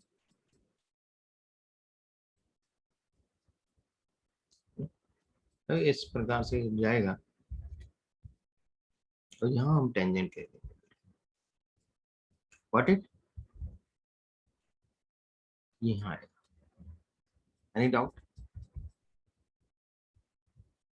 हम्म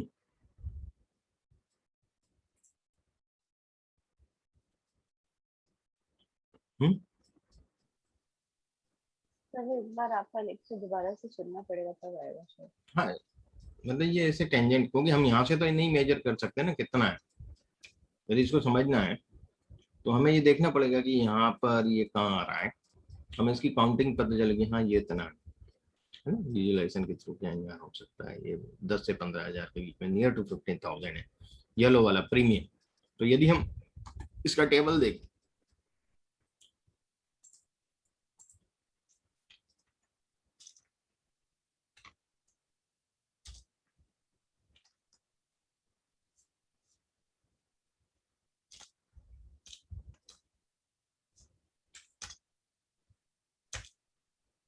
प्रीमियम वाला 13,719 है ना, 10 से 13 के बीच में 13,719 देख रहे हैं आप, ये देखो, हाँ 13,791, व्हाट इट, 13,791,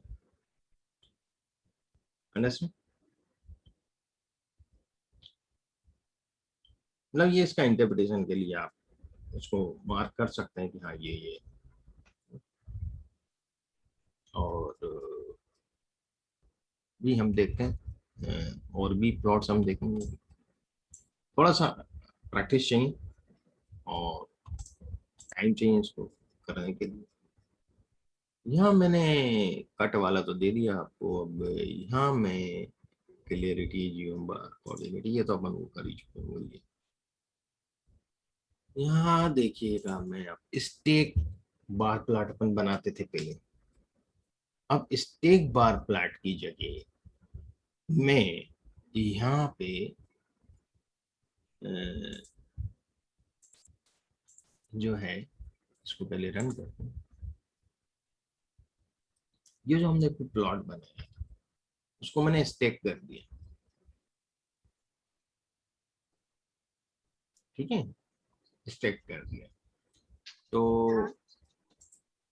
आप देखिए ना, इसमें भी मैंने कट के हिसाब से कर दिया है, तो क्लियरिटी, ये पहला जो सेक्टर है वो क्लियरिटी का है, उसमें भी मैंने डिवाइड दिया कर दिया कट के हिसाब से क्या है मामला, है ना। व्हाट इट, यदि आप इसको देखेंगे,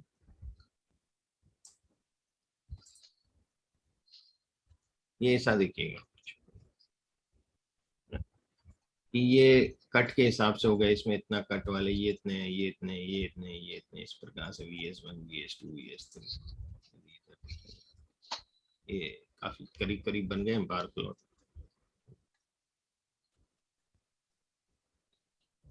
मैं चाहूँ तो उसको थोड़ा दूर कर सकता हूँ बार प्लॉट।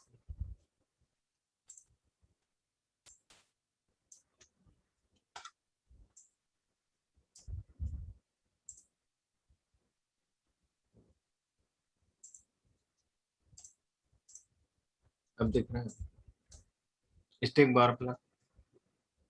स्टेक बार प्लॉट क्या होता है, दो कैटेगरिकल वेरिएबल का बनता है ना। समझ में आया रित्या जी? भाई ये जैसे I1 आपका क्लियरिटी है, I1 में कौन सा कितना है ना, कट किसका कितना कंट्रीब्यूशन, SI2 में किस कट का कितना कंट्रीब्यूशन है, तो फेयर वाले बहुत कम है, फिर गुड वाले हैं, फिर मतलब कंट्रीब्यूशन उस हिसाब से सबसे ज्यादा कंट्रीब्यूशन इसका है, ग्रीन का प्रीमियम सबसे ज्यादा है SI2 कट में। फिर आप SI1 में देखेंगे तो आइडियल का कंट्रीब्यूशन बहुत ज्यादा है ना। फिर आप देखेंगे इधर VS2 में भी आइडियल बहुत ज्यादा क्वांटिटी में है, ठीक है। इसमें भी आप देखेंगे तो आइडियल अच्छे उस पे है, तो आइडियल कट वाले डायमंड्स हमारे पास काफी ज्यादा हैं हर क्लियरिटी में, खाली I1 को छोड़, व्हाट, I1 और SI2 को छोड़ के इसमें ये ज्यादा है प्रीमियम वाले। What it, any doubt anyone? हाँ जी।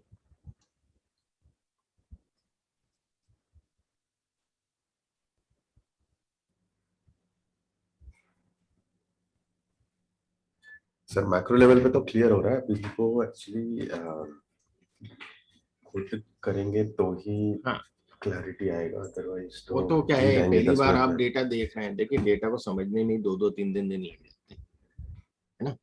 आपको तो मैंने अभी डेटा दिखाया, अभी एक्सप्लेन कर दिया, और अभी आप चालू हो गए, तो थोड़ा सा टाइम तो लगेगा, 1-2 बार करेंगे, उस चीजों को समझेंगे, दिमाग में बैठेगी तो आपको इंटरप्रिटेशन समझ में आएगा, है ना। तो आप देखिएगा आइडियल का यहाँ भी सब जगह जो है ना, ये सेक्टर बड़ा है बड़ा, रेडियस, इधर रेडियस कम है, इधर रेडियस कम है। तो ये रीजन पे आप देखेंगे कि इससे ज्यादा होता है कि अब क्या होता है कि है, पर इसको कभी यूज नहीं करते इस तरह के ग्राफ, मैंने भी कभी यूज नहीं किए प्रैक्टिकली, अब है तो है भाई, अब है इसलिए सिखा रहे हैं। अब हम देखिएगा ये सब कुछ सेम,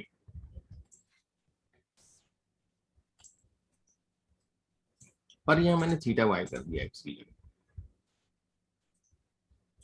अब थीटा वाई कर दिया तो देखते हैं क्या होता है, चेंज हो गया। जो ये वाला ग्राफ था अपना सिंगल वाला, एक्स भी क्लियरिटी और फिल भी क्लियरिटी, एक्स भी क्लियरिटी और फिल भी क्लियरिटी, थीटा एक्स था, यहाँ मैंने थीटा वाई कर दिया। जब वाई कर दिया तो वाई क्या है, यहाँ पर सॉरी इधर यहाँ वाई कर दिया, तो वाई भी जो है वो इस प्रकार से कर्व बन गए, ये अलग अलग सेगमेंट हो गए, है ना, ये सेक्टर नहीं है। ये हमारे पास एक सेगमेंट हो गया, ये एक सेगमेंट हो गया, है ना, ये सेगमेंट हो गए, तो अलग अलग रेडियस में। तो ये भी इंटरप्रेटेबल तो बहुत अच्छा नहीं हो पाता है ना। तो ये भी ग्राफ हम बना सकते हैं, पर कभी यूज नहीं किए मैंने भी प्रैक्टिकल तक लाइफ में। यहाँ मैंने फिर वही 2 वेरिएबल इसको भी स्टैक करने की कोशिश करी है। तो ये देखिए स्टैक डायग्राम बना दिया मैंने, इसमें भी कट के हिसाब से वो कर दिया। ये कुछ ग्राफ्स हैं पोलर वर्ल्ड के, जो मैंने तो यूज नहीं किए कभी प्रैक्टिकली, खाली मैंने दे दिया है क्योंकि है ये चीजें बन सकती हैं। अब जो मोस्ट इम्पॉर्टेंट चीज है वो है डेंसिटी कर्व, हमने नाम सुना होगा, है ना। तो डेंसिटी कर्व हम लोग खाली देख लेते हैं बहुत शॉर्ट में, बहुत छोटा सा पार्ट बचा है वो बस हमारा। तो पहले तो मैं एक डेटा फ्रेम बना रहा हूँ जिसमें रेंडम नंबर ले रहा हूँ 2000, नॉर्मल रेंडम डिस्ट्रीब्यूशन 2000, जिसका मीन 0 है और स्टैंडर्ड डेविएशन 1 के करीब है। आर यूनिफॉर्म ले रहा हूँ, मैक्सिमम 0 और मिनिमम 0 और मैक्सिमम 1 है ना, आर यूनिफॉर्म डिस्ट्रीब्यूशन। तो मैं यदि आपको ये V1 V2 V1 जो है एक ही वेरिएबल है, इसमें दो चीजें हैं, एक तो 2000 डेटा पॉइंट जो है वो रैंडम नॉर्मल है, और 1000 डेटा पॉइंट जो है यूनिफॉर्म रैंडम यूनिफॉर्म डिस्ट्रीब्यूशन से। तो यदि मैं आपको रैंडम नॉर्मल बताऊं तो ये 2000 पॉइंट इस प्रकार से प्रिंट कर देगा भाई। तो आप देखिए 2000 पॉइंट आ गए मेरे पास। ये इसका जो मीन है वो 0 है और स्टैंडर्ड डेविएशन 1 है। तो उस हिसाब से ये मेरे को एक डेटा क्रिएट करके दे दिया उसने 2000 पॉइंट्स का। इसी प्रकार मैंने एक और डेटा लिया, भैया मुझे 1000 पॉइंट चाहिए जो कि रैंडम डिस्ट्रीब्यूशन को है, जिसका मिनिमम 0 और मैक्सिमम 1। तो यहाँ नेगेटिव नंबर नहीं मिलेंगे रैंडम, मतलब यूनिफॉर्म रैंडम जो डिफॉल्ट है वो मिनिमम 0 होता है, मैक्सिमम 1 होता है। तो हमें सब पॉजिटिव नंबर मिलेंगे, 1000 पूरे पॉजिटिव नंबर मिले, देखिए कहीं भी नेगेटिव नहीं है इसमें। तो ये क्योंकि इसका मीन 0 है तो 0 के इधर साइड भी नंबर होंगे, 0 के उधर साइड भी नंबर होंगे, तो नेगेटिव भी है पॉजिटिव भी है। ठीक, व्हाट इट। ये मैंने एक डेटा सेट बनाया 3000 डेटा पॉइंट टोटल, जिसमें 2000 आपके नॉर्मल डिस्ट्रीब्यूशन में, 1000 आपके रैंडम डिस्ट्रीब्यूशन है। ये एक कॉलम बना V1 मेरा, ठीक है। अब V2 कॉलम जो दूसरा कॉलम है, मैंने डिस्ट्रीब्यूशन के नाम लिखना चाहूंगा। तो रिपीटेशन नॉर्मल मैंने लिए हैं 2000 बार। तो जो नॉर्मल डिस्ट्रीब्यूशन के मेरे पास 2000 डेटा पॉइंट है, एक कॉलम बन गया उसके बगल में जिसमें नॉर्मल लिखा हुआ है। इसी प्रकार से रिपीटेशन मैंने यूनिफॉर्म लिए 1000 बार। तो जो यूनिफॉर्म के 1000 पॉइंट है उसके सामने यूनिफॉर्म लिखा हुआ आ जाएगा, है ना, डिस्ट्रीब्यूशन कॉलम में। डिस्ट नाम दे दिया, डिस्ट फॉर डिस्ट्रीब्यूशन। और मैं इसके अंदर अब इसको रन करके बताता हूँ आपको, देखिएगा इसको क्या होता है। मैं आपको दिखाता हूँ ये डेटा, देखिए V1 और डिस्ट्रीब्यूशन। तो शुरू के जो 2000 है उसमें नॉर्मल लिखा हुआ है, नॉर्मल डिस्ट्रीब्यूशन के पॉइंट्स है, और उसके बाद के जो 1000 है वो यूनिफॉर्म डिस्ट्रीब्यूशन के पॉइंट। ये देखिए, व्हाट इट, यहाँ तक समझ में आया? Any doubt? हाँ जी, ठीक है सर। है ना, इतना तो समझ में आ गया। अब अपन आगे बढ़ते हैं। अब मैं इसका एक हिस्टोग्राम बनाता हूँ। मैंने टेल और हेड दिखाने की जरूरत नहीं है, वो तो आप रन करके देख लीजिएगा, मैंने डेटा ही दिखा दिया आपको। नाम रखा है मैंने माई डेटा। एस्थेटिक मैंने एक्स एक्सिस पे V1 ले लिया है क्योंकि हिस्टोग्राम बना रहा हूँ, और उसमें एक ही एक्सिस होता है, बाकी तो काउंट देता है। ये एक हिस्टोग्राम बन गया। ये हिस्टोग्राम दोनों 3000 ऑब्जर्वेशन का है मेरे पास, जिसमें कुछ ऑब्जर्वेशन नॉर्मल है, कुछ ऑब्जर्वेशन यूनिफॉर्म। अब मैं इसको फिल करता हूँ डिस्ट्रीब्यूशन से, ना मेरे पास दो डिस्ट्रीब्यूशन, नॉर्मल और रैंडम, नॉर्मल और यूनिफॉर्म, सॉरी, नॉर्मल और यूनिफॉर्म डिस्ट्रीब्यूशन। उस हिसाब से मैं फिल करूंगा, कलर डालूंगा इसमें। और मैं अब डेंसिटी ले रहा हूँ, मैं हिस्टोग्राम की जगह ले रहा हूँ डेंसिटी। इतनी पहले हिस्टोग्राम में ही फिल करके बताता हूँ। तो हिस्टोग्राम में अभी तो मैंने ये ले लिया था, ये इससे मेरा ये वाला हिस्टोग्राम बना। अब मैंने क्या किया, इसमें फिल भी दे दिया। फिल काय से करना चाह रहा हूँ, डिस्ट्रीब्यूशन से करना चाह रहा हूँ। तो जो डिस्ट्रीब्यूशन है नॉर्मल और यूनिफॉर्म, और हिस्टोग्राम में ही करना चाह रहा हूँ, तो आप देखिएगा पहले हिस्टोग्राम को समझ में आ। तो ये नॉर्मल डिस्ट्रीब्यूशन के 2000 डेटा पॉइंट्स हैं जो कि रेड कलर में है, और जो ग्रीन कलर में जो है वो 1000 डेटा पॉइंट्स हैं जो कि यूनिफॉर्म डिस्ट्रीब्यूशन, ये 1 तक हो, 0 से 1। Okay, what it. और इसका मीन देखिएगा, नॉर्मल का 0 है और स्टैंडर्ड डेविएशन 1, ये नॉर्मल डिस्ट्रीब्यूशन रेड वाला है। व्हाट इट, यहां तक समझ में आया? हाँ सर।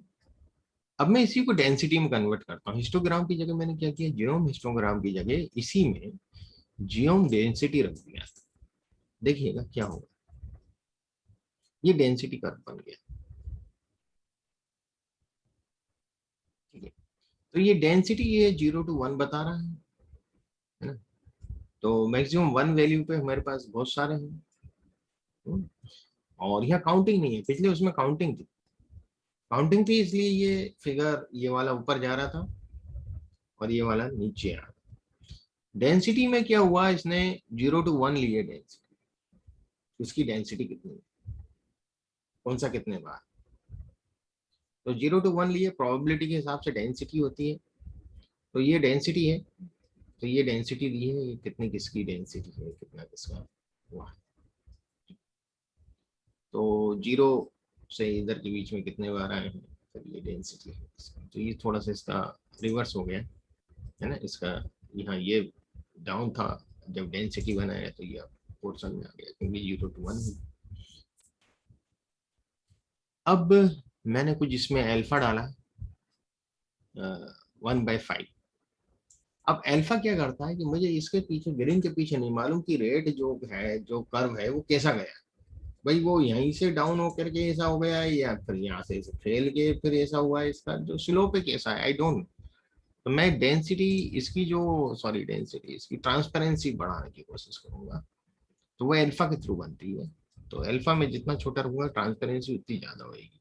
अभी इसका अल्फा 1 है, मैंने 1/5 किया, 20% ट्रांसपेरेंसी ले रहा हूँ। तो देखिएगा, तो समझ में आया आपको। Alpha, alpha is for this transparency. 1/7 रख दो, मैंने दोनों ले लिए ग्राफ, अब डेंसिटी भी ले रहा हूँ और हिस्टोग्राम भी ले रहा हूँ, देखता हूँ बनता है या नहीं बनता। नहीं बन रहा है, ये हिस्टोग्राम ही बना रहा है, डेंसिटी नहीं बना रहा, क्योंकि स्केल दोनों के अलग है।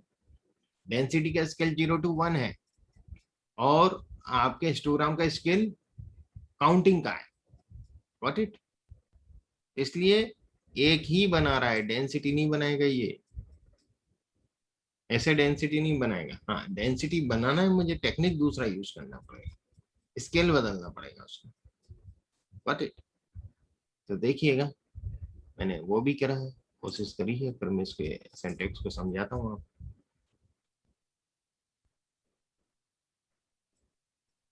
देखिएगा क्या किया है मैंने यहाँ पे, एक्स तो v1 ही लिया है, ये भी सब कुछ सेम है, यहाँ तक डेंसिटी यहाँ तक भी सेम है। जो हिस्टोग्राम मैंने लिया है, एस्थेटिक ले लिए मैंने, y पे डेंसिटी ले ली है, y एक्सिस पे हिस्टोग्राम में भी मुझे एस्थेटिक डेंसिटी की ले ली मैंने।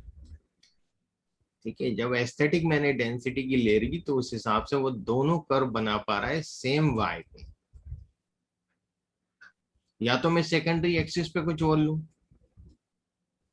है ना, वो भी मैं बताऊंगा आपको नेक्स्ट उसमें आगे, अपन जब डेटा प्रिपरेशन के बाद दोबारा पढ़ेंगे डेटा विजुअलाइजेशन, तब मैं कुछ एक चीजें और बताऊंगा आपको, है ना, कि जो डबल एक्सिस कर्व जो बनाते हैं अपन, वो कैसे बनेंगे प्राइमरी और सेकेंडरी दो वाई एक्सिस पे। तो अभी मैं एक ही वाई एक्सिस पे लूंगा, तो मुझे ऐसा लिखना पड़ेगा, double dash density double dash. ये डबल डबल डॉट क्या कर रहा है सर, एक ही। ये इसकी फंक्शन ही ऐसी है, यदि मैं ये नहीं लगा के लिखूंगा तो यहाँ पे देगा नहीं, है ना। अभी अपन इसके डिटेल में मैं एक्सप्लेन करूंगा आपको उसके साथ, जब अपन सेकेंडरी एक्सिस पे आएंगे। यदि देखिएगा मैं इसको हटा देता हूँ,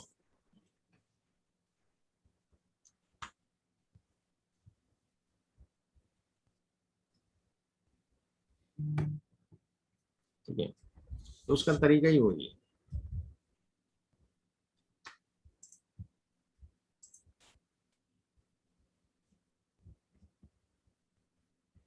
ओके,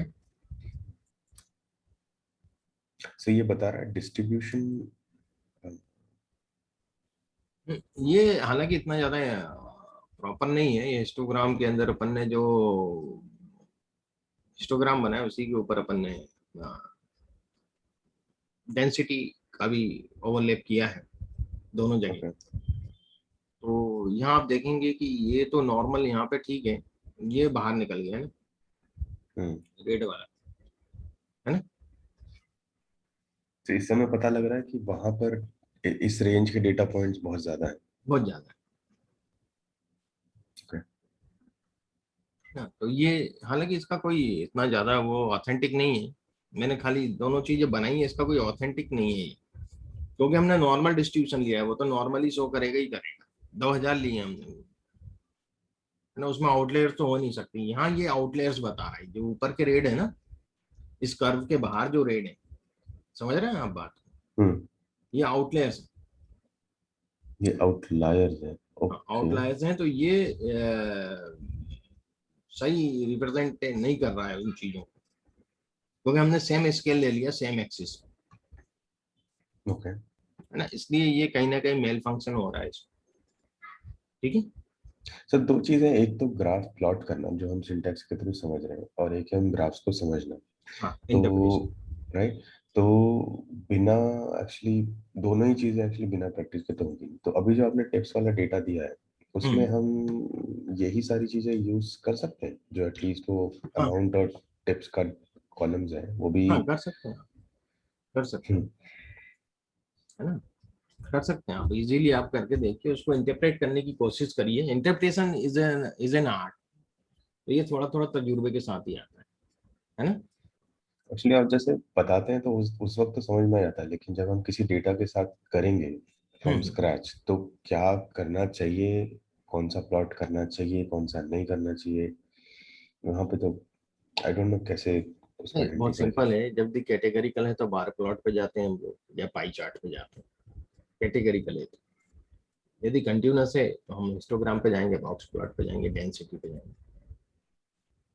चलिए, Okay. बहुत सिंपल है। यदि न्यूमरिक है तो हमें उस पे जाना है, अदरवाइज हम इस पे जा सकते हैं। कैटेगरिकल बार प्लॉट हुआ, पाई चार्ट हुआ, काउंटिंग जहाँ आ रही है, जहाँ वैल्यूज नहीं है, जहाँ वैल्यूज है वहां हम हिस्टोग्राम बनाएंगे। मान लीजिए यहाँ मेरे V1 और दो कॉलम थे, एक डिस्ट्रीब्यूशन था, डिस्ट्रीब्यूशन वाला कैटेगरिकल है। तो कैटेगरिकल के लिए मैं क्या करूंगा, बार प्लॉट ही बनाऊंगा भाई, नॉर्मल कितने हैं या यूनिफॉर्म कितने हैं, यदि खाली इंडिविजुअल देखना चाहूंगा, है ना, तो वो मैं बार प्लॉट ही बनाऊंगा। पर तो पाई जो V1 है, V1 के लिए मैं हिस्टोग्राम बना सकता हूँ, है ना, वो मैंने हिस्टोग्राम बनाया भी है, देखिए। मैं सिंपल भी, चलिए आर की मदद, मैं खाली बेसिक आर से भी लूँ। नहीं, मैंने क्या, माई डेटा V1, देखिए हिस्टोग्राम कंटिन्यूस वेरिएबल था V1।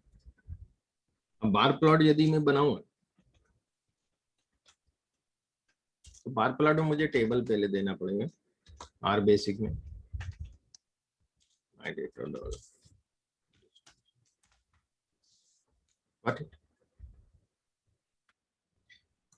ठीक है। जहां भी कैटेगरिकल है वहां बार प्लॉट या पाई चार्ट ही ले सकते हैं, है ना। हम्म, और जहाँ न्यूमरिक है वहाँ आप हिस्टोग्राम ले सकते हैं, बॉक्स प्लॉट ले सकते हैं हिस्टोग्राम की जगह, यहाँ आप बॉक्स प्लॉट भी कर सकते हैं। कंटिन्यूस जो वेरिएबल है आपका, मतलब बेसिक में बता रहा हूँ जो प्लॉट टाइप होते हैं, बाकी तो और भी हैं, अपन देखेंगे उसको, समझेंगे आगे। लेकिन इसमें बहुत आउटलायर्स दे रहे हैं, आउटलायर्स ऊपर नीचे, अरे तो ये वही आउटलायर्स है जो वही आउटलायर शो कर ग्राफ रहा हमको है, दिखा हाँ रहा था। वो जो शो कर रहा था, है ना। पाई चार्ट और सिंपल टेबल वो तो सिर्फ रिप्रेजेंटेशन है, राइट। हाँ अगर हम बेसिकली एक में नंबर्स दिख रहे हैं, एक में उसका चार्ट बन के दिख रहा है। हाँ, वो कल अपन क्या होता है कि जब बार प्लॉट लेते तो हम उसको परसेंटेज में कर लेते। आप इसको ऐसा कर सकते हैं ना, प्रॉप डॉट टेबल,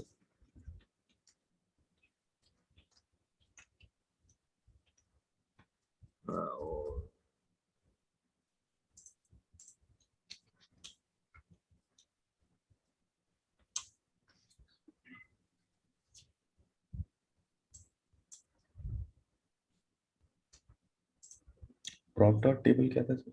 परसेंटेज निकालता है, परसेंटेज और प्रोपोर्शन निकालता है ना, प्रोपोर्शन निकालता है। ओके, उसको फिर 100 से मल्टीप्लाई कर देते हैं हम लोग। देखिए परसेंटेज आ गए। आप पिछले ग्राफ में देखिए काउंटिंग 2000 और ये सब था है। राइट। और आपको ये वाला ग्राफ दिखाता हूँ, परसेंटेज 100 के अंदर ये सब। Got it? तो ये जैसे आप कह रहे थे कि 3-4 डेटा सेट के साथ हम ट्राई करेंगे तो फिर शायद थोड़ा रिदम में आ जाएगा कि हाँ हाँ। अभी क्या होगा, पहले एक बार डेटा प्रिपरेशन और पढ़ लें, फिर डेटा विजुअलाइजेशन पे दोबारा से आएंगे। जब तक आप थोड़ा बहुत इस पे काम कर चुकोगे डेटा विजुअलाइजेशन, तो आपके भी क्वेरीज और डाउट्स आ जाएंगे, है ना। ठीक है। ठीक है, तो अपन उस टाइम उसको एक बार फिर रिवाइज होंगी चीजें, कुछ और डेप्थ में बताऊंगा आपको इसकी। पर पहले अपन इतना कर लें, है ना। मैंने बताया ना कि data visualisation one shot topic नहीं है। हाँ हाँ, अभी तो सर कॉन्सेप्ट से हाँ, क्लियर हो रहा है, इनका अभी यूसेज तो। इसको सेकंड राउंड लेना ही पड़ता है इसका, हाँ, है ना। तो अभी अपन ने 2 ही स्क्रिप्ट ली, आर बेसिक की स्क्रिप्ट ली है और डेटा विजुअलाइजेशन लिया हुआ है। अभी अपन इसमें कॉम्प्लेक्स ग्राफ और भी बहुत सी चीजें देखेंगे। इससे भी कॉम्प्लेक्स कुछ है। डबल एक्सिस जो ग्राफ बनाते हैं, डबल एक्सिस ग्राफ हैं, और भी ग्राफ्स होते हैं अलग अलग प्रकार के, वो भी हम देखेंगे इसमें। ठीक है, पर इससे बेटर होता है कि हम टैबलू पे चले जाएं कुछ तरह के ग्राफ के लिए। हाँ, कुछ इस पे बना सकते हैं। डबल एक्सिस हम लोग आर पे बहुत अच्छे बनते हैं, तो वो अपन देखेंगे यार। सर तो ये ये थोड़ा अननेसेसरी कॉम्प्लेक्सिटी नहीं है ये आर पे बनाना, जब अगर टैबलेट पे वो हम क्लिक और just just mostly mouse click से सारी चीजें कर सकते हैं। डबल एक्सिस नहीं बनता, डबल एक्सेस नहीं होता। ओके। उसमें कोडिंग लिखना पड़ेगी आपको, आर से ही इंटीग्रेट करना पड़ेगा उसको, टैबलू को। तो इसलिए कुछ चीजें आर अपनी जगह जरूरी है, टैबलू का अपना इंपॉर्टेंस है। टैबलू में फास्ट हो जाता है काम, पर कुछ हाँ ग्राफ उस पर नहीं बनेंगे। जैसे मैंने 4-5 डायमेंशन में फैसेट्स जो वाले ग्राफ्स थे, है ना, अपन ने देखा ना फैसेट, राइट। तो वो नहीं बनेंगे टैबलू, है ना। मैट्रिक्स ग्राफ्स मुश्किल हो जाता है वहां बनना। तो ये कुछ चीजें हैं कि जो उसके टैबलू के अपने लिमिटेशंस हैं। वो क्या है कि वो ड्रैग एंड ड्रॉप वाला है ना, उसके अपने लिमिटेशंस हैं। यहाँ तो कोडिंग है, सब कुछ अपने हाथ में, हम जैसी कोडिंग करेंगे वैसा काम होगा। कुछ कोई फंक्शन नहीं है तो हम कुछ फंक्शन यहाँ बना सकते हैं, क्रिएट कर सकते हैं फंक्शन। हाँ, फ्लेक्सिबिलिटी है वो, हाँ, टैबलेट शायद बहुत थोड़ा इजी फ्लेक्सिबिलिटी। है। अभी मैं फंक्शन क्रिएशन भी बताऊंगा ना आगे। डेटा प्रिपरेशन में बहुत सी चीजें आएंगी, है ना। फंक्शन कैसे क्रिएट करेंगे, इफ एल्स कंडीशन के बारे में बताऊंगा मैं आपको। अभी बहुत सा आएगा अभी इसके अंदर। Data preparation is a very big chapter, वो उसमें काफी चीजें आपको वैरायटी मिलेंगी काम की। तो अभी तो अपन ये बेसिक समझा पीडीए के लिए, अब डेटा प्रिपरेशन से थोड़ा सा डिफरेंट हो जाएगा। ठीक है, ठीक है सर। तो आज के लिए मेरे ख्याल से इतना सफिशिएंट है। ओके, जी सर।